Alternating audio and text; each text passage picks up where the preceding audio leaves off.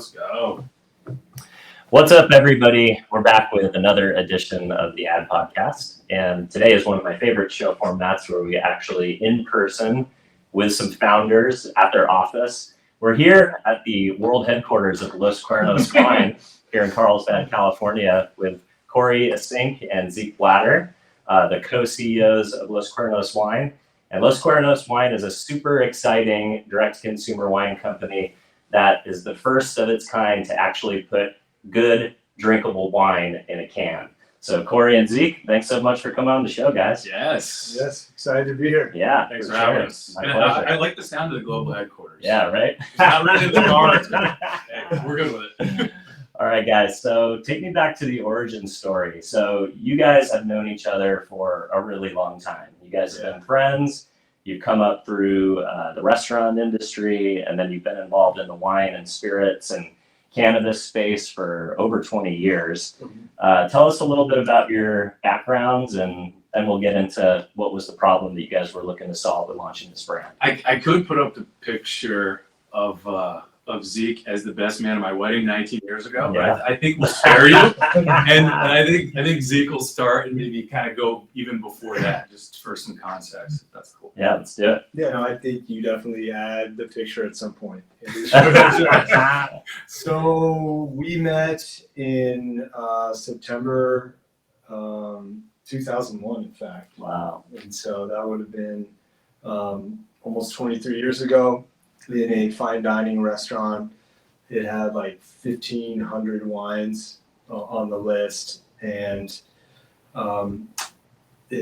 fancy white tablecloth, you had to wear a coat, Wow. suit, tie, and you had to take a test on the cheeses, the pastas, food. So it was a serious place. You had to study.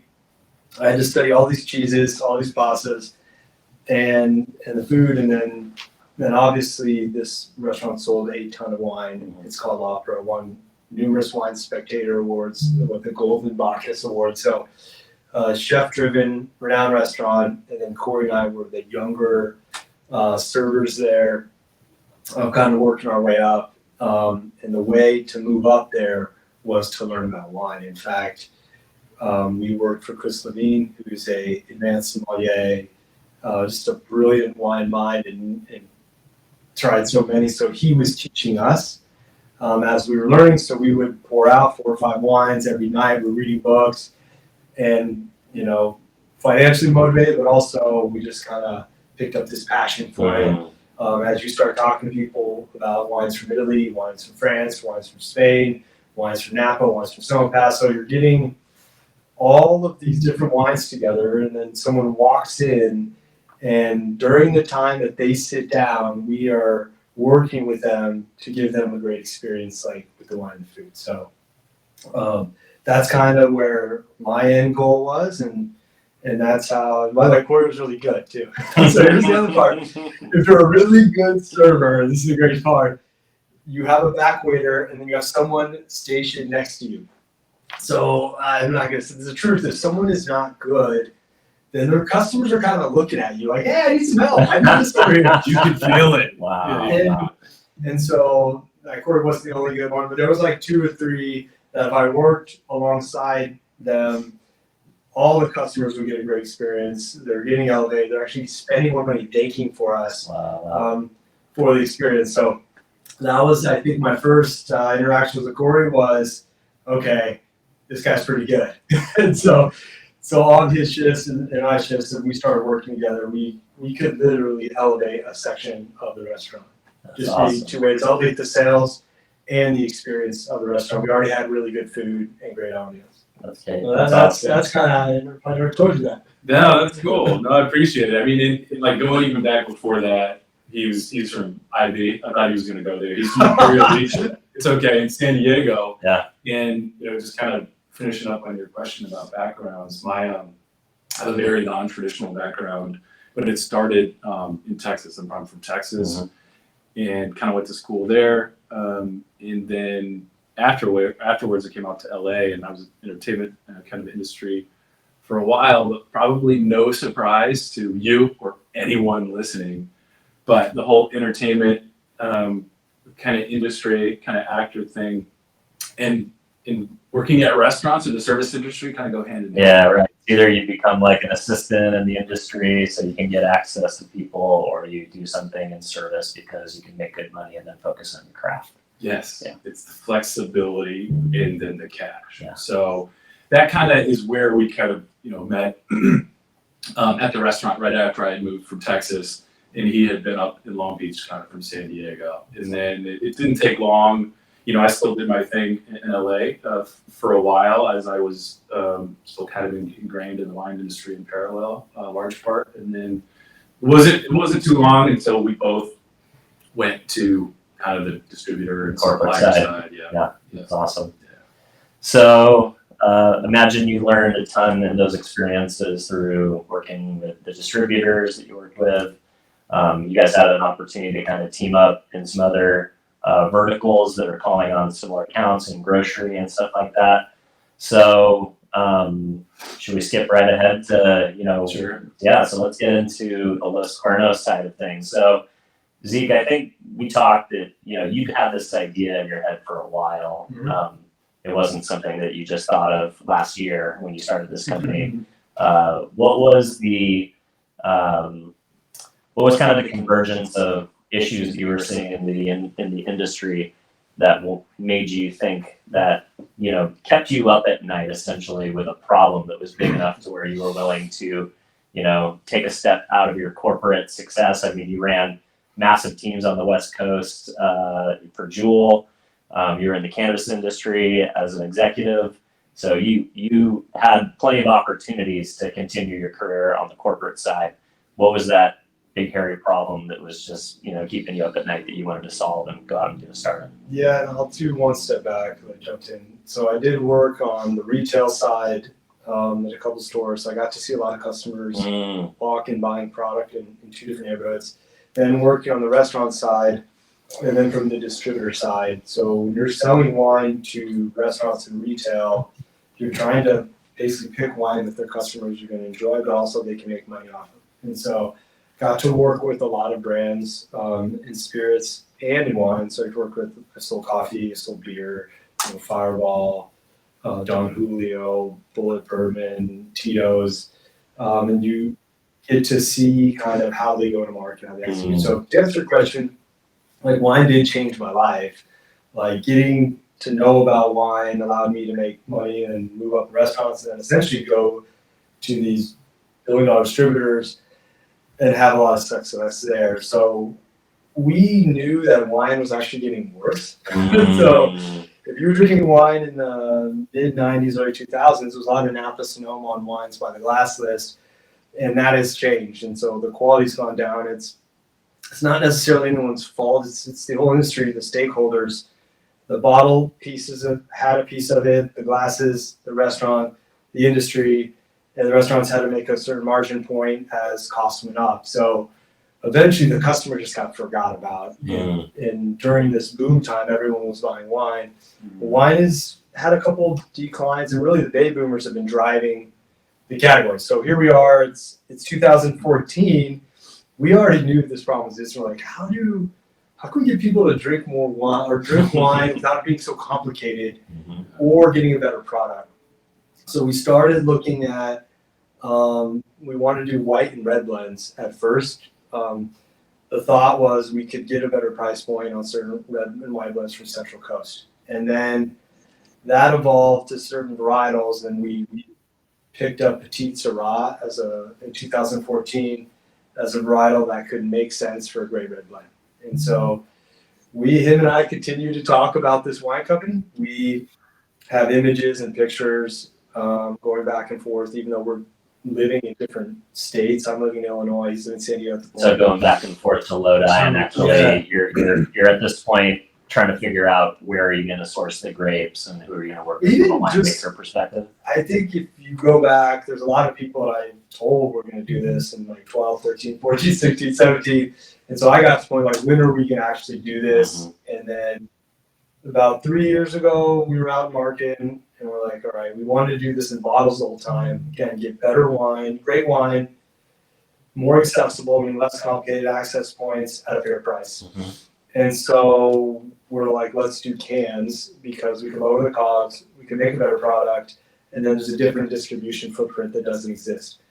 And so we decided then, and then I quit my job last year, and we went all in doing this thing, and raising money in 2023 is very scary. Yeah, sure.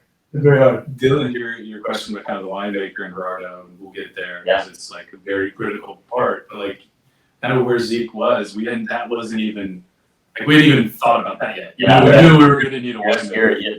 That's essentially, that's just what goes in the can. Everything else, the business model and the marketing and the brand, that was almost more important than what was going to go inside. Yeah, well, actually, to us, the thing that was most important to us, that was exposed to us from, even back in our restaurant days, through the whole thing, was instead of looking at wine like through the perspective or paradigm of like the traditional industry or the old way of doing it, or like, the formal rules way, we just took a fresh approach to look at it from the consumer's standpoint. So we took it from the consumer and then worked backwards. And a lot of that was so evident to us because we would just get punched. We're wine lovers. We're wine guys, right? Yeah. So it's like, okay, we could be at our fancy restaurant, or we can go to any fancy restaurant and, buy a, $1,200 bottle of Celaya, or name the bottle wine with the insane, kind of markup oftentimes. But for us as wine lovers, like, we also love enjoying wine with like at a taco shop, Yeah, right. or like at a ramen spot, or like at a Padres game, or right? at the beach, or on a hike, or right. And so like, even at like the smaller concept restaurants, we don't need to kind of get into this, but I think it's I think we should mention it because it was so often we'd go there, and even though they would have beer, oftentimes they wouldn't even have wine, or if they did. I think I want to tell the story about kind of like the house wine, but essentially wine lovers are just, we would just be getting punished. Yeah. Aside from any traditional kind of restaurants that have traditional wine, like the high end type. Other stuff. than that, wine lovers just get punished. Yeah, like San Diego is the brew pub capital of the world, right? We have more microbreweries. It's a huge thing that people like to do on the weekends, but sometimes, especially the women, don't want to drink microbrews. They want to drink wine. And what's the option for them? Yeah, this is a great story. I read a story about the guy who invented this protein bar, and he was eating the Power Bar. I don't know if anyone remembers the Power Bar. Yeah. It was this thin strip of like oatmeal grossness, and he chewed it, he threw it on the ground. He goes, "I'm tired of this."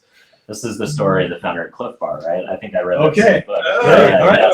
So this is for us. Probably interviewed him on a podcast. And this literally just happened to me, a restaurant right down the street here. Wow. And they have like 8 beers, and they're good. And I said, "How's your wine?" Because I knew there was just 3 choices. And she right away put her head down. She's like, "You probably don't want to order that." And I'm like, "This is crazy." Like, all the stuff about how good the food is, how good the beer is, and literally I asked them how the wine. She goes, like, so we call this the house wine shrug. Wherever we'll go, "How's your wine?" And they'll go, "Oh," but "How's your food?" "It's amazing. We get these sourced ingredients. We get this and this." "How's the beer?" "Oh, we got 8 taps. We also have these local RTDs." "How's the wine?" And it was just that moment for us where it's almost like we're playing chicken. Like, I see that cheap plastic bottle. I know how much it costs. He's looking at me. He's like, "You like wine?" I go, "Yeah." "That's your choice." And I'm like, "Well, I don't want to drink that." So mentally, I just get a beer, and he's like, "Yeah, I got you." So that problem exists everywhere. And like what I say is, wine's been around for 6,000 years. It's been passed from generation to generation. It's just in this recent generation where they ruined it. So as someone that we're stewards of wine, that love wine, and we're just making it more available. Yeah. And that was it there. So you mentioned something I want to talk about, like the quality of the wine was the moment for us. So yes, we definitely had to pick a different route to market, a different container, because that allowed from a COGS and business perspective to make it succeed. But as a wine salesperson, and he's been one, if I give this to somebody, they have to, one, be able to sell it, and then I also want them to be able to give it to someone else that's going to like it. Mm-hmm. So Yeah. I know, and he knows, we've tasted literally tens of thousands of wines, and we know in our mind, like, a price point, like, all right, this costs this much. So you can just taste it and be like, oh, that's a $20 glass. Yes, that's that's $40 20, that's glass. 15, this is how much you sell for. And for us, there was this moment where we bought him all these wines, we wrote all these notes, and then he made his adjustments, our winemaker, and then we tried the wine, and like, I won't even lie, I was dead serious nervous, and in my mind I said, if this thing's not good, we're screwed. And to be honest, and like, look, we're out in the open about this, like 70 minutes to talk, like, we tried it, I was like, okay, like this is above what we thought we could do, and that's because the way we did it was non-vintage, and our winemaker is amazing. And so now we have this amazing product. It's gonna be fresh, consistent. So now our job is just to get it out and try to put it in more occasions. So that's the next challenge for us. I love it. So tell me a little bit more about the brand. You know, what does Los Cuernos mean to you guys? Why was that the brand? And tell me a little bit about the brand identity and where you guys kind of came up with it. Do you want to go on this one or talk name? Sure. I mean, Los Cuernos is a strong name for starters. And then there's a lot more to it, but essentially it evokes the concept of kind of farm. Is kind of the hub of where great food and wine farm to table are cultivated, right? Mm-hmm. And so that, the association of like food, whether it's like a burrito or a taco or whatever it is, it was that's why we chose it. I love it. So let's talk about the go-to-market story. So you guys do your first run, you've got product in hand, you're ready to start hitting the streets. What was it like when you first started talking to accounts, and tell us about some of the early First of all, days. we were so excited that after we canned our co-packer in Sacramento, so our winemaker, all our wine productions in Lodi, just think properly like finished and aged wine designed specifically for the can. So that all takes place in Lodi, and then 45 minutes up the road is where our supply chain's based. California through and through. That's right. That's right. And then after that, like, we couldn't even wait for our product to like get shipped to the DCs of our distributor. We're like, so we just found a way to load up our car. So we flew up there, and then we rented like the biggest car we could and loaded it up. Wow. And it was such an amazing experience driving it back, because we just wanted, literally, we couldn't even wait the extra few days until it all processed and got to us. So it made for like a really entertaining drive back. Yeah, I felt like we were on a boat. Well, I can imagine. Freeway. I mean, that's what so many entrepreneurs struggle is. What's that? That initial, like, people come up with an idea, and then it's like going through the manufacturing process and figuring out how to raise enough money to get that first landed product that you can start showing to customers. So I imagine that was a pretty exciting moment. So you get back down here to San Diego, and I love, I think direct-to-consumer brands, nowadays it's very easy to spin up a Shopify and start going in a lot of categories. Obviously, alcohol has a different model based on regulation, right? So you can't just spin up a Shopify and start marketing.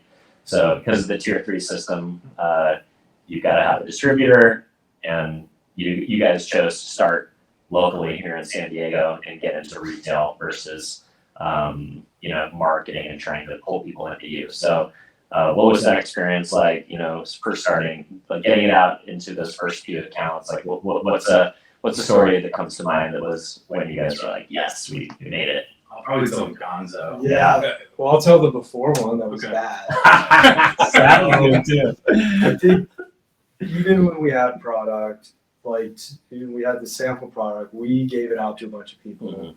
And we have lots of people that literally I'll get text messages, hey, I'm in a store, can you buy me, what should I buy? So I wanted to try as many people on this product, like wine snobs, wine drinkers, wine lovers, beverage enthusiasts, people that would drink wine. So we got the wine out, we have a lot of relationships, we called a bunch of accounts we knew, and definitely some people would bring us in. I think for me, the moment was scary was we went to this really big Mexican restaurant, friends of ours, and he's like, I love your product, I love the wine, but I'm serving this really bad wine and I'm making a lot of money on it. So it was really just kind of thinking about the margin situation, and they weren't really that concerned with the customer experience. Yeah, and look, I don't think you can blame them completely. Like if they're used to making 400, 500, 600% for the past 15 years, it's hard, right? It's like if your home value drops by 25%, it might take you 5 years to get used to that.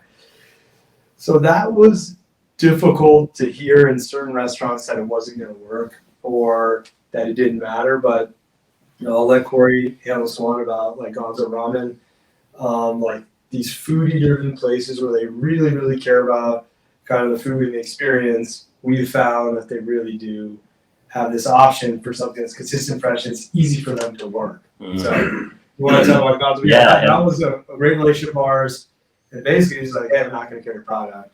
And I was 100% sure he was going to carry it. I think another nuance to call out about kind of this situation is that, going back to your question, is that we quickly learned where we fit, right? Did you know, was QSR on your go-to-market strategy or fast casual at all? Was that part of the initial plan? Not necessarily. Wow. So, because Zeke was talking about this one specific restaurant, I think it's important to note that it's a traditional server kind of table service. Yeah. So they're sit down restaurant, big bottles and they're pouring in glasses. Right, and a lot of that legacy, the margin kind of play with the legacy bottles and that whole markup.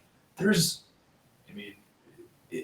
reasons for it. There's a little bit of a user experience. Somebody brings a bottle to your table, they pour it a little sip. They go through the whole, the whole shebang, and that's part of the ritual of that. Take a sit-down restaurant when you're ordering wine. Yeah. And so for us, we quickly realized like that it didn't necessarily, it wasn't a good fit, or let's put it this way, it's much too soon for that type of concept. Mm-hmm. But then, when you look at the smaller concepts that don't have traditional wine programs, Gonzo is a great example. Mm-hmm. So the owner operator, just unbelievable couple, just great food, super highly renowned ramen spot. I love that spot. Oh, okay, Gonzo. So, but think about this. So you've been there. So, So very small. Right? Yep. Yeah. Most of the seats are outside. Yep. Always a line. Mm-hmm. Very small, like footprint. High volume, though. Small, like. So when I initially talked to Jamie about the wine, as excited as he was for us, he was like, I don't know. They didn't have a wine. We had all this other. They didn't even have a wine. They were replacing something. And this is a very, very common theme amongst kind of smaller QSR, fast casual. Yeah. Fast casual. Even if they have a beer and wine license, they only have beer. Yeah. Got it. Sadly, most of the time. Wow. And so it was just a crazy opportunity. I'm like, wait, what? You don't have wine? But his food's amazing. All his other beverages are great. He's got great beer. He did a collab with a local guy. And so it's not his fault. It's part of the legacy system that people they're just not used to it. So he was like, I think he made the comment one time, he's like, wine doesn't go to their food, or whether it was him or we've heard it otherwise, wine doesn't go to our food, or our customers don't like wine. It's like wine's a $70 billion industry, right? Yeah. So long and the short is he was open to kind of give us a go, and then it was like he's pre-ordered like 10 times. Wow. But it just goes to show and it goes back to like Zeke and I when we would go not at our fancy restaurants we worked at, but anywhere else to grab a bite when we wanted a glass of wine, we would just get punished. Yeah. You just never have that option. Or just give us a chance. Yep. Give the wine lover, give the wine drinker a chance. Yeah, give them another purchase point. Yeah, but so the single serve is huge, right? So he thought, I need all the bottles, I need to know, I need maybe an educator or a song, I need the glassware, and I don't even have place in my dishwasher. Yeah. Like these are all very practical things that operators go through. And now look, you get like a great glass and a half of wine in the single serve vessel. Yeah. They that just put it in the fridge. you You just just crack, go. you just crack and go. Yeah. It's just consistent, delicious every time. So I love it. I love it. So you found the product fit within the QSR and the fast casual space. Also, I know you guys are doing well in like commissaries of hotels, places where you can kind of grab and go, where, maybe the best options are not available to consumers. So I want to talk a little bit about the marketing because that's essentially what my audience is normally here to talk about. I'm sure a lot of them are, a lot of the operational guys in beverages are loving the inside baseball, but most of my audience tunes in to hear stories about marketing. So what I was fascinated to learn when I first met you guys is that you guys had already created sponsorship opportunities with two major sports teams, San Jose Sharks and the San Diego Waves. Excuse me, and the San Diego Waves down here in San Diego. Usually, sports partnerships come way later in a business's marketing plan. I think it's brilliant because it gives you guys something to talk about. It shows that you guys are investing in the local culture, where you guys are trying to build community and be part of the story. I know you guys have mentioned being able to have like the San Diego Earthquakes jackets on when you walk into accounts, like people see that, and they appreciate that. So talk to us a little bit about why did you decide to go after those massive sport partnerships this early in the game, and what's been the result of some of those partnerships? That's a great question. And you're starting a company and you're getting a lot of advice like, go get this celebrity, get this influencer. And I felt like there's a lot out there with celebrity brands and influencer brands. And then, California is the #1 wine market in the entire world. In fact, California is bigger than New York and Texas combined. Wow. And so within that, we wanted to target two markets, San Diego and Silicon Valley. So we said, okay, these are the right consumers. We think there's going to be some early adopters here, outdoor lifestyle. And then we looked at celebrities, looked at influencers, we looked at bigger teams. But when you look at soccer, like a couple of things come to mind. One, very big in Europe, right? And I would say in South America. So has kind of a European, South American feel, which is heavy into wine culture just already. Yep. And So there's then an association there with the audience. Yeah. the soccer community and travel community. And Cory and I each have 3 daughters. They're dancers, not soccer players, but it's the same type of thing, right? You get all these parents, you grow, you're watching your kids, you're meeting people. And so it's like, okay, now we're going to be working with our community. We see a lot of our users there. So see a lot of foodies, Yep. a lot of beverage enthusiasts, and a lot of people that just only drink wine. We call the wine lovers. And so we talked to other sports teams. We're feeling it. We're like, okay, these align with our customer and our values on like community. Like one of our goals with Chris is like, I want the communities and the partners to want us to be there. And so like here's one of our partners. We're going to rep them out in the market. They're going to see us, and it's going to be like community, team, consumer, company filling that ecosystem. So that is pretty much why I picked the teams for the soccer influence within the community, and then both unique position companies. The way is a little bit of a startup like us. They're in their second year. They're kind of on the rise. It's been great. The Earthquakes have 50 years of tradition. This is their anniversary. And, let's talk one thing. So take away the record. I think they're like 1-4 right now. Sure. Off to a bad start. We just went to the game, packed house, people loving it. And on one of the games, we saw their star player. The game's totally over. He goes and talks to 3 different groups and signing autographs. So all these kids are doing stuff. And we just look at each other like that is what it's about. Yeah, right? the Like accessibility is way different than MLB. The adults care more about wins and loses and the champ and the GOAT. Like kids and parents just love to be there in the environment. So that is why we picked those 2. I love I love it. So it goes back to culture, community, and then the fit, right? Because we're a portable outdoor wine. So I think that's important too. We wanted to choose partnerships that really highlighted the practical use of our product. Yeah, and it probably translates downstream to like soccer moms. Let's be honest. We know that a couple of them are pouring some wine into the travel go Yetis at the kids' soccer games on the weekends. No, that's not water. coffee or whatever. So, I imagine there's some association with like that core consumer of that, female, call it the chief household officer.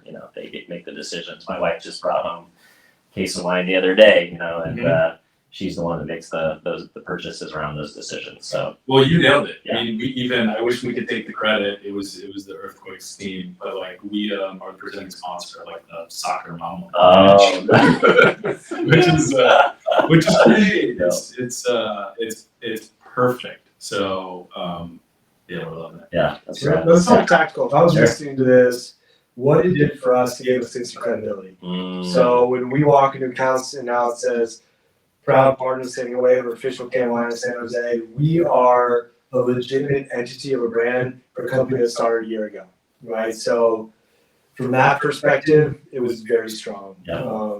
And gave us results with some of the regional accounts we spoke to. Yeah, and I've also seen you guys have already integrated that heavily into your point of sale. So you guys have these cool, little stickers that you pop in. Yeah, I don't know what those are called. Maybe a little bit inside baseball. I don't know the terminology, but it gives you an opportunity to put something interesting at the point of sale that kind of pops off the shelf. And as long as the retailer is willing to allow you to do that, but why wouldn't they? And I imagine that the association is not only good for you, it kind of draws the eye in. Like, I'm a big cigar guy, and one of the only cigar brands out there, this company called Camacho, they had an agency do a rebrand for them, and they have really bright red, yellow, and orange tubes that their cigars are kept in. And traditionally in the cigar world, everything is brown, everything is very classic, everything looks the same. So these Camacho cases that are very colorful, they just pop on the shelf. And when I see your guys' stuff out in the wild, that, those point of sale San Diego Wave, like press-ons on the shelf space, it draws your attention, and it's like, oh, cool. Yeah, so I'll learn more about that. It helps us because, kind of to Zeke's point, especially now, the most important things for us are access, awareness, consumer trial, and that credibility just allows the customer to get that much closer to like trying our wine. Yeah, I love that. So I want to talk a little bit about the marketing strategy from a social media perspective as well. So what I love about your guys' social media is I feel like you guys are kind of wearing your entrepreneurial experience on your sleeve to a bit. You guys are not just doing glossy, videos with your winemaker and the farm to table stuff and the things that, we know kind of from the wine industry, right? Like that's like the typical marketing is usually culinary. It's usually very polished. It's usually very, glossy. Yeah, exactly. It's pretentious, maybe some would say. It's the marketing to a certain, type of client. Your guys' marketing, especially on social, as much as it's about the brand, it's also like, oh, you're documenting like walking into an account and somebody kicks you out in 15 minutes of like kind of the ups and downs as an entrepreneur. Nice. And there's a great that I just interviewed Jake Carls, the CEO of Midday Squares. I saw that one, by the way. It's a good one. It's a good one. Yeah, and he has this process that he calls build out loud, which is basically, let's do a Shark Tank reality show about us as an entrepreneur bringing this product to market. And let's, as much as we can, document the good, the bad, the ugly, show everything, show the wins, show the losses. And look, I mean, CNBC is basically the Shark Tank channel now. It's the entrepreneur's channel. And that's the only channel I stop on when I'm traveling and, channel surfing in a hotel. Like, people love the entrepreneurial story now. So how has that been? Like, Zeke, you built a pretty massive brand on LinkedIn, 15,000 followers. Like, that's considered an influencer on LinkedIn, and you get pretty solid engagement when you put up not just a thought leadership, but just kind of funny, like what goes and what doesn't right on LinkedIn right now.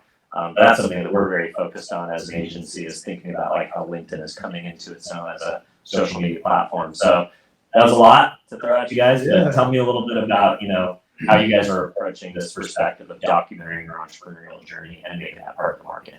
Let me make one comment up front, and then you can dive into it.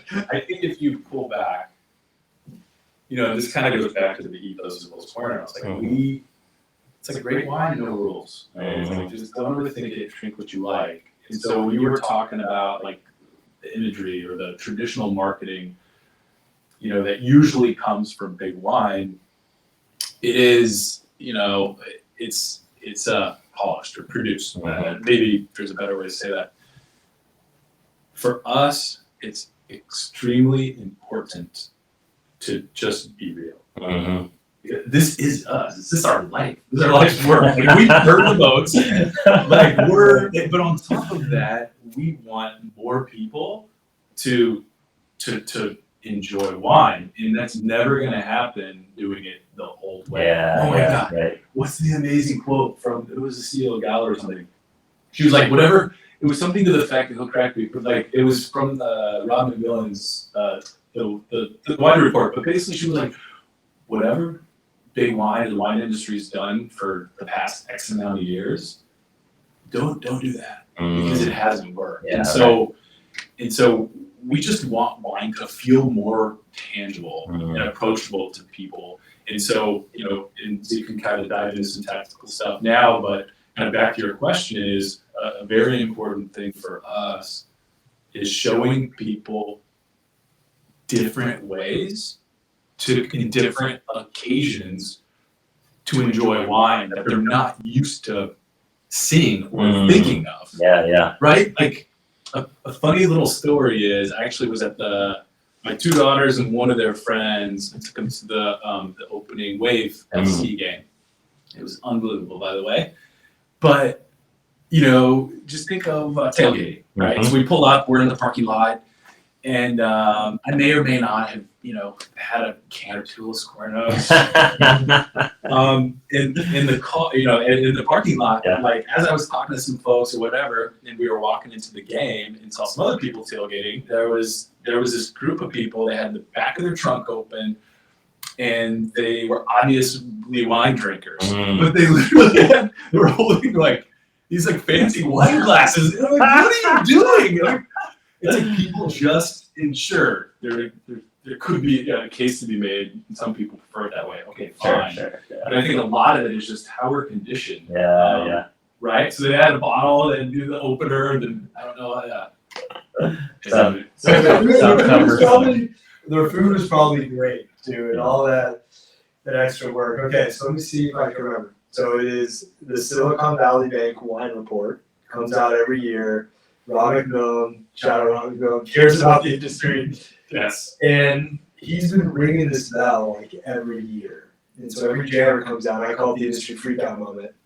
And we wanted to do this thing, and I was like, all right, we got to do it now. And he posted, he's like, whatever we're doing is not working. We're losing customers. So all these amazing bottled wines from Spain, Italy, France, the US, and we can't even get there because the beginning of the wine journey is terrible. So we're helping with the beginning part of the journey into there. So let's talk, then it was Stephanie Gallo who said, you have to learn another language to learn wine. Like, I don't need to learn another language with beer or with spirits. Like go to the restaurant. I want a beer and food, take it. If I want whiskey ginger, I want old fashioned, you can have that. I want RT. Then you go to wine, what vintage, what sauce, where's this coming from? Like, that's why we say no rules. Just enjoy it however you want, when you want.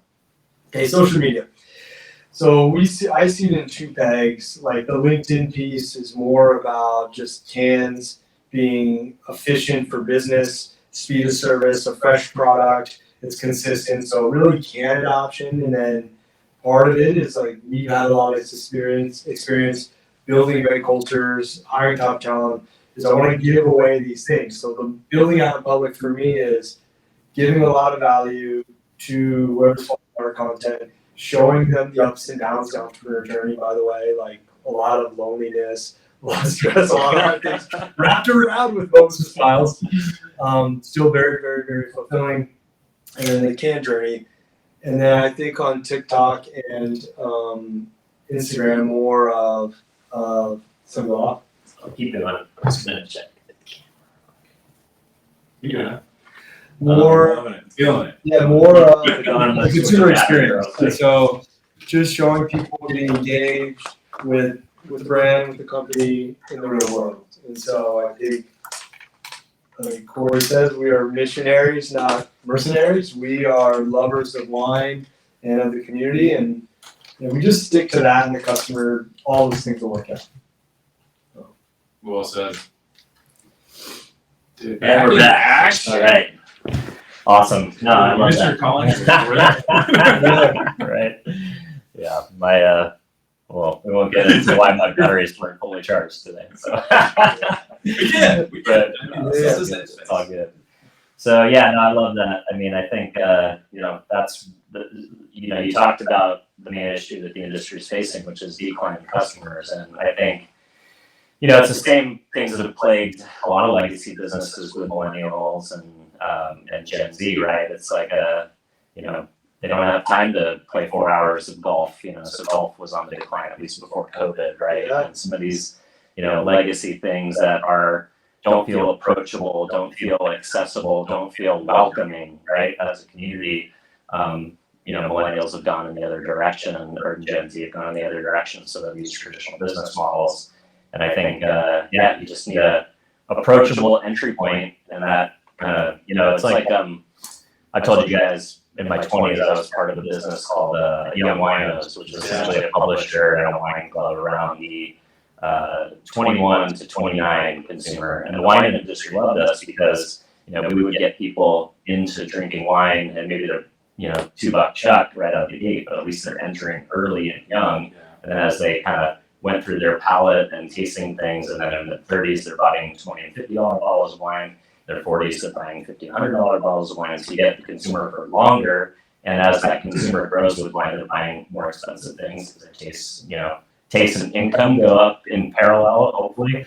So you guys are giving consumers a great entry point, which I think will really help with the adoption of this younger generation that probably because I've even heard from helping you guys out a little bit with kind of early stage stuff on the influence marketing side. I found not many, but a few influencers that said, no, I'm more of a cocktail person. I don't really like wine. And, I think there's definitely that stigma attached to it, that it's just not culturally relevant to them but giving them an opportunity to experience it in a restaurant setting or at the beach or at a ball game. I think that's a new entry point that consumers don't have. So. Yeah, I think one is if you walked into a bar or restaurant and you wanted to get like a good glass of wine under $10, it was actually hard and confusing to do. I think we pumped out over 1,000 cases, so I did 24 packs. Maybe we're around like 3,000 cans served, and I got to watch a lot of people drink the wine without knowing. So the blind test. It's been amazing watching the experience. Yeah. I think people can't believe that this exists before. And look, for all those people now, they don't drink too much up. You can start a little bit higher. I see younger people drinking Jameson, Maker's Mark, Tito's. You're seeing like a beer like 805. You're seeing all these cool brands that are coming out. And like Cutwater out here in San Diego started one of those trends here too. So just the beginning of this journey. Yeah. And as long as people continue to enjoy this with the burgers or to-go food or tacos, we're good. Like we're really solving some for them. It's been awesome. I love it. So let's dive a little bit deeper into the social media part, because that's a little bit of my expertise. So, when I first started talking to you guys about, what kind of influencers do you want to work with? You guys were pretty, specific that you wanted people here in San Diego. You wanted to reach that kind of trend-setting millennial to Gen Z, 21 plus, obviously, but the mom, that chief household officer, that mom influencer, not just the polished, like nice mom influencer lives in La Jolla and has everything together, but like the real, the real. So can you tell me a little bit more about like, what do you guys see as like a good brand ambassador partnership, whether it's in, like what are you guys looking for, and what is your guys' approach to working with influencers, from how to give them creative license to be a good partner and a good steward of your brand? I I think we're learning, Mhm. like, all of this stuff being this close and kind of feeling the brand out. How I look at it is the people, like our core customers, are beverage enthusiasts, like people that love usually tea, tequila, coffee, whiskey, wine, beer. It's kind of all one same group, and they're really passionate about beverage. And then foodies, a lot of, I mean, not everyone's a foodie, but many people love this is their passion to go to like all these cool restaurants and stuff. And then you have kind of like women who are kind of the core wine drinker too. So I think about all three of them, and then like if we're doing a quality product, then how do we kind of fit within their lives, and then how can the story be kind of told authentically? Like I think you mentioned, we don't want it super polished because we're kind of a to-go outdoor wine, we're to-go food. I want it to be a relaxed version of drinking wine, like having longer instead of like this super produced one. So don't know if it's a clear answer, but I love it. however they're experiencing that, whether it's going outdoors, whether it's getting to-go food, or in a restaurant, or maybe your kids finally go to bed and you got this 30 minutes like we have. So that could be it. Yeah, totally. Or we're at a kids game, and now the kids are all playing, and I get like an hour and a half with a burger. It might be the only hour and a half I have all week, and I'm gonna have a great glass of wine. So however that fits with them, I want them to tell the story instead of us telling that. Yeah, I love that. And one other thing to touch on is just the don't overthink it part. And Yep. I know we've mentioned it, but we can't mention it enough because really what I'm just spitballing now, but literally since we met in 2001, we're doing the same thing. We're trying to get people not to overthink it. When we were on the floor, you mentioned we started opera, then we went to First Management Experience, wine director Saul GM, the new fancy Italian restaurant. So at that restaurant, we're in our suit and tie, and I'm literally just on the floor selling, in large part, very fancy, expensive wine to mostly businessmen and women that are on their corporate card, that are used to drinking good wine, but really don't know much about it anyways. So that situation, when you talk about like the business guy or gal, at a big kind of corporate event, drinking whatever, special select, whatever, we would use those opportunities. And we saw it even with those people, they were intimidated. And so the most of what we would do, as a kind of table sun song guy, is literally just kind of deconstruct what's in their head and guide them to something that they would enjoy. So the thing, we're still doing those things now. We're like, no, don't overthink it. Just don't overthink it. And then we're also obsessed about what they would like and thinking about it kind of from the consumer standpoint. Yeah. And how important is in-person trial? I imagine that's almost like the number one thing that's going to drive the brand, right? Is getting it in the hand of consumers, whether that's through, a new account or through a tailgate activation that you guys will do at the San Diego Waves, or working with Seaside Market and doing a tasting. Next Saturday. Exactly.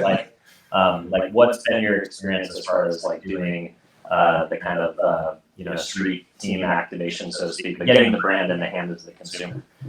I think getting it in front of like the right consumer. Yeah. There's this moment we did Soul Cycle Waterways, and then the woman comes and tries. She's like, man, I wish this existed earlier. So I was like, yes. And so definitely, it's the wine drinker of their group of friends too. Sometimes people ask them, right? Like, hey, what's this? Is good. And so if they're a fan and they touch our product, they're going to give it to more. So Good word of mouth. yeah. Definitely, we feel like trials like super important. And it's like awareness, access, consumer trial. And the trial's tricky because it's, fortunately, like, we have an amazing product that is over-delivered in our opinion. But aside from that, there's this tricky part about seeing and thinking about drinking wine because it can't. Yes. Yeah. And so that piece of it is tricky. So it makes it even more challenging to have somebody try it. Yeah. Now, is that because, I think you guys have told me of some experiences where you'll be in an account and you know, you'll be talking to the manager about the account, and then there'll be some customers sitting at the bar, and they'll just be like, oh, canned wine, you know, and then all you do is just say, hey, can I pour you a sip of it? And I have a great story. 5 minutes later, they're flipped. that's awesome. There's a store here by the ocean, like 10 minutes away. Nice store, sells a lot of expensive whiskey, tequila wine. And he's kind of a hard-nosed guy, so before he walked in, I poured the wine in cups already. I didn't get it. He's like, what do we got here? Mind it, baby. And then goes through all the wines. And so in his mind, I was selling him a bottle. And he was like, yeah, what does this cost? Like $24, $25. Well, I got this, this, and this. And I pulled out the cans. And he was stuck telling me it was great, that he had other $30 options. And he was like, I was like, that's what you're trying out. So just that part of it is the same thing that bottled and canned beer went, I think 14 years ago, this transition. Like the screw top, you mean the screw top transition? No, talking about beer. Oh, beer right, was right. all bottled. Oh, good point. Yeah, I never Now, even thought about We that. met. Now it's hard to find Like craft that's beer, true, yeah. Like in back in the day, yeah, like it wasn't in those tall boys. Like unless you were buying, you know, Bud Light or something like that, right? We met a brewery, a small local one. They're like, we're only cans. Like, no glass. She's like, no, we can't. We found that we can get better quality, this and this and this. We're like, okay. So that roadmap's there. I think High Noon, White Claw, like Eaton LaCroix, and all these Liquid Death. So this is just the oldest, latest industry. So I think it's going to happen quick. Once it goes, it's going to go fast. Yeah, and is that sustainability component the Liquid Death pushes into? Is that true also for the wine industry, that the cans are more For the sustainable, younger, more recyclable? Because like I was talking to a consumer, or I was talking to an influencer the other day, and they're like, yeah, you know, I hate when I see like broken glass, you know, on the train tracks on the way to the beach, or like on a hike or something like that. You know, like glass still gets broken even if it is recyclable. yeah, Wine bottles aren't recyclable. Yeah. Yeah. Oh wow! I didn't realize my that. models are recyclable. No way. I don't want to be wrong with this data, but someone will correct you on the internet for sure. That like 70% of the carbon footprint is actually the temperature they're used to make glass. Now, Oh wow! I don't want to turn this against glass wine. Actually, I think bottled wine can go lower glass, can be more sustainable. I think there's amazing bottled wines that we want to get people to. So I don't want to make this cancerous bottle.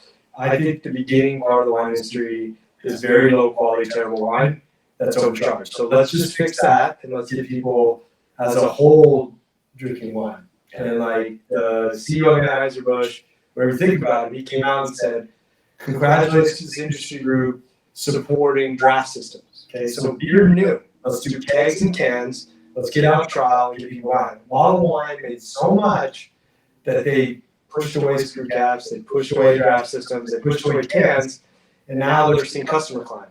So it's just like when baseball, the games were too long, blockbuster video, the fees, wine industry, long in the tooth, not understanding the consumer. Yeah. So now you're seeing this convergence. So Yes. traditionally our background is, and this is maybe a nuanced kind of thing for maybe some of your viewers, but put it simply, there's kind of like this bifurcation of wine and spirits in beer as far as the kind of the distribution networks are considered. And they're siloed to a large degree. You know, it's all converging, which is my point now. So it's getting more muddled, which is great. But before, it's like even the accounts they serve generally, and you know, I digress. My point is, you know, now that we're in a can, even though we're like traditional wine and spirits guys, it's so obvious to us how critical and important and valuable the beer distribution network is, because of the work of, you know, the can footprint, that the work that's already been done, whether you're talking about RTDs or beer. And so it's the adoption is, it's so much better. And especially where those cans play, it's like, it really makes sense. So you will see, and you're already starting to see it, a lot of, you know, beer distributors, they're like, oh yeah, wine isn't $70. This is a $1 billion business, and most all of the beer accounts also are able to sell wine. Yeah. If not spirits. Why not do it? Yeah. That's interesting. So, do you guys want to talk at all about direct consumer play? Because I know that was something that you guys probably weren't anticipating being able to do this early, but I know you guys have been circling some technology and some partnerships that are going to allow you guys to go direct to consumer a lot earlier than maybe you were initially thought. Do you guys want to talk about a little bit about that? Yeah. I think direct to consumer, like long term, and even Can's long term, is that we have to think that population is decreasing. We live in an automated world, right? And so even delivery with automated drivers, I'm going to go here, is going to lower costs. So I think D2C as a channel will always exist. But if you look at like Instacart, that model worked great in COVID, but now it's like a certain type of fluid neighborhood market. People are paying attention to the fees a little bit more now than they were in COVID. So we have D2C available. It is the same price that we're gonna have it in retail right now.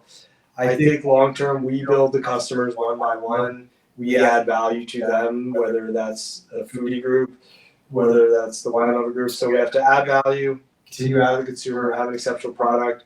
And D2C to me is just a channel. So it'll be a channel just like retail, just like restaurants. And if you're not in that channel, you're gonna lose those customers. So how do we continue to grow that? And I think that there's gonna be changes. There already are in the distribution model with technology coming. So I plan on we plan on that one being a strong component, but we gotta be good on D2C too. So it's gotta be the value we add and the other stuff we add too, besides the product. Yeah, I love that. Couple things that kind of go on with what you said is we're learning. Like and you're gonna help us. But to your point, we didn't anticipate the opportunity to go D2C. So he just kind of low key announced it. We haven't formally announced it, I guess. I mean, technically, right now on our website, we're available D2C nationally. So everybody can go on for the first time that you're outside of San Diego. But the reason we haven't announced it yet is even though it's live and we've tested it, there's just some aesthetic stuff on our native platform that we're just cleaning up. Make sure the user experience is perfect. Yeah. So hopefully before the listeners check it out, regardless, it doesn't matter, right? We're just trying to figure it all out. But I mean, it's different, right? Because at retail, with our original, go-to-market strategy, it's very localized because we're way more concerned with instead of going wide and broad to go deep. Yeah, smart. To go deep, and we're way more concerned about like the pull through, which there's a lot there too. But now when you talk D2C, it's like whoa, everything changes. The whole perspective changes. So.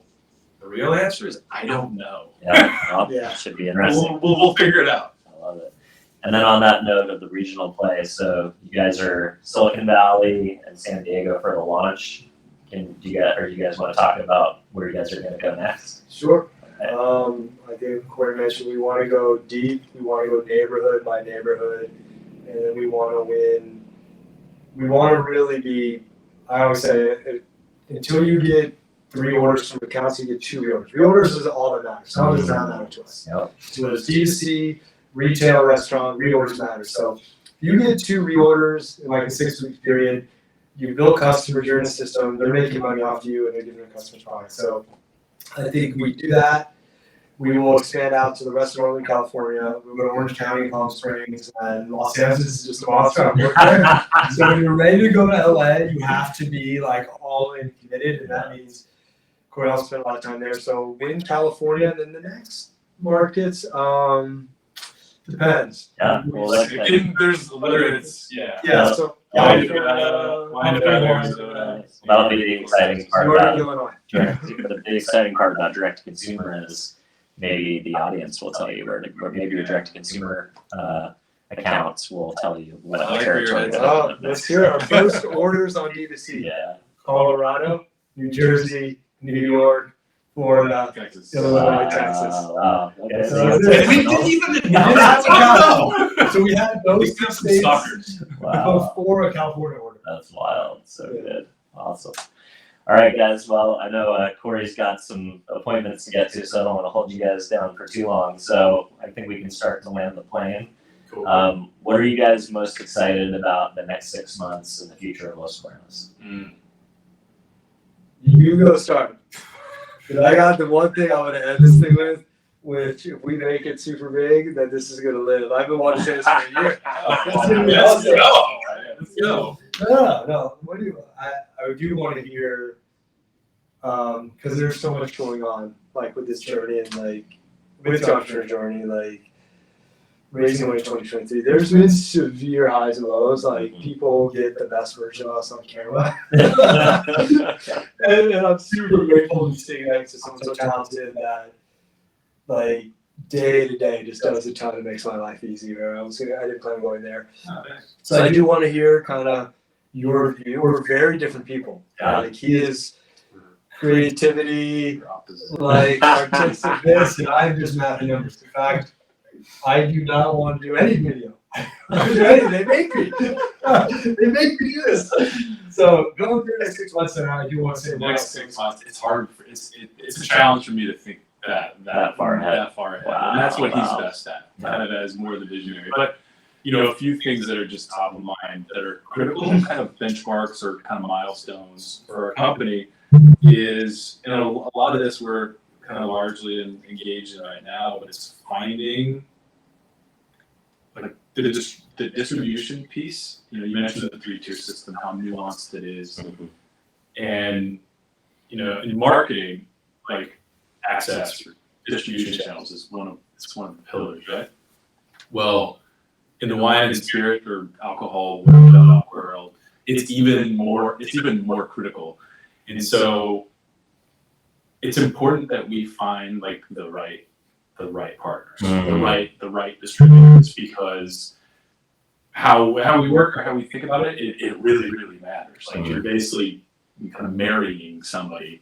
And so that's one piece I cannot wait. And then also, that there's a lot more that goes in with getting a distributor, which is a little less like, we'll always grind and bootstrap, but like it's there's help and support. Yeah, it opens up a lot of extra support and kind of take some of the heavy lifting off your hands to open up new accounts. It's a little different, so I wouldn't say the heavy lifting like that. I work with distributors and like we love them, we love working with them in different markets. Like for them is they would have a great product, team behind it, and a sales strategy that's gonna help their accounts make money. And so they get to go out and get wins, and then we get to get shortcut into these meetings. So together, when you're growing a brand together, it feels really amazing. So when I think the second piece is I've said this a lot, and because we're looking for one, it's like, just don't blame the distributor. Like they're literally an extension of you, and when you win together, there's really nothing like it. Like it's literally like just two groups that are just like, yeah, it's like a brand and an agency. Yeah, and it's when it all comes together. That's awesome. What were you gonna say? All right, So even when we decided to do this company like 10 years ago, but I knew at some point I was going to talk about the reasons to buy this, and I wanted it to like live forever, because then we'd have to like live up to this. So there's 3 reasons why you should buy Los Cuernos. Okay? Yeah. The first one is we make better wine by design and great no wine, no rules. In the simplest way, we lower the cost basis by using a can, by going on vintage, doing this stuff, and our expertise. So just from a pure math perspective, we made wine cheaper, and by putting a channel, so we made great wine available to people. Like, check, we did that. Okay, secondly, the great wine, no rules, is we have to get rid of all these rules about how it's strength, the container it's in, where. That's going to take some time. All of that stuff can actually be copied. So my opinion is the 2 giant wine companies who sold a bunch of this really poorly wine in plastic bottles, they're just going to poke a can of wine, take it to lab, and they're going to copy as good as they can. So knowing that is the next 2 pieces of why someone should buy Los Cuernos. So you're initially going to buy it because it's a really good product. Okay, we did that. The second part is having a great company culture in the social media area post-pandemic is an advantage. And so we all know now which companies suck. Like Glassdoor, we all know the majority of people I talk to are the most dissatisfied with their jobs that I've ever seen in my life. And this is across the industry. So what we're going to do is we're going to build a company that supports their employees, right, and develops their employees. And those are the two simplest ways I could put it. But we aspire to have a talent-dense organization, the right cultural flywheel, and then the development flywheel. And then if you do that, like, it'll be a company that we're all proud to work with. And then I think Glassdoor, employer reviews, and as we go out and say this, we'll prove it over time.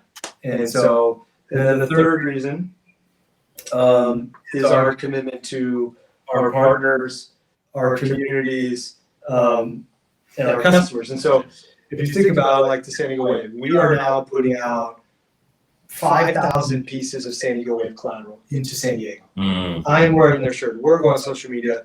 When we go to the events, we work hard and we work hard for them. Okay, now we're going to work hard with consumers, and our goal is like add value, be easy to work with. Yep. You do that in this flywheel of an ecosystem. Eventually, wine is just going to be a commodity, but they're going to say, "Wait a minute, the product's good. Now I got a lower price. I got this." No, these are good human beings that take care of the people, treat them right, and they go to the community. And this is the chance for Gen Z and all these people to put their money where their mouth is. This is the company they've all asked for, and so we're going to try to build it. Are we going to be perfect?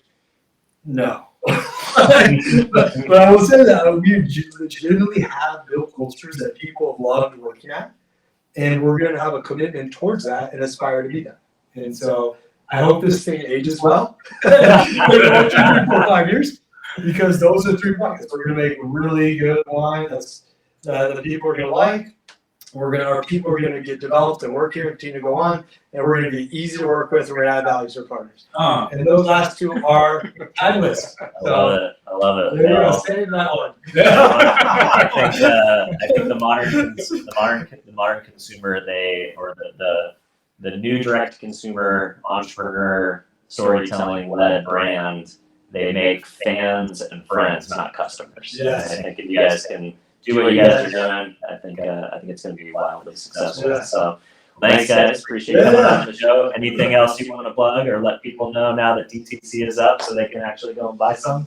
Just hang around for the journey as we try to figure it out. All right. Yeah. Thanks, guys. Give us a follow, Los Cuernos Wine. Send us messages. We'll answer it. And if your questions are how to enjoy the wine, let us know. We'd love to talk to you. Awesome. Thanks, Dylan. All right, guys. Well, hey, if you enjoyed this podcast, wherever you happen to be listening or watching today, don't forget to subscribe.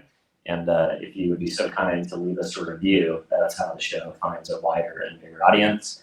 And most importantly, if you have a colleague or a friend or somebody who you think would either enjoy my conversation with Cory and Zeke today, or maybe enjoy a can of Los Cuernos, don't forget to share the show with your friends. Let's go. So next time, thanks again, guys. Thank All right, that's a wrap. One that we're not co-CEOs. Oh, he just recorded that. Okay, we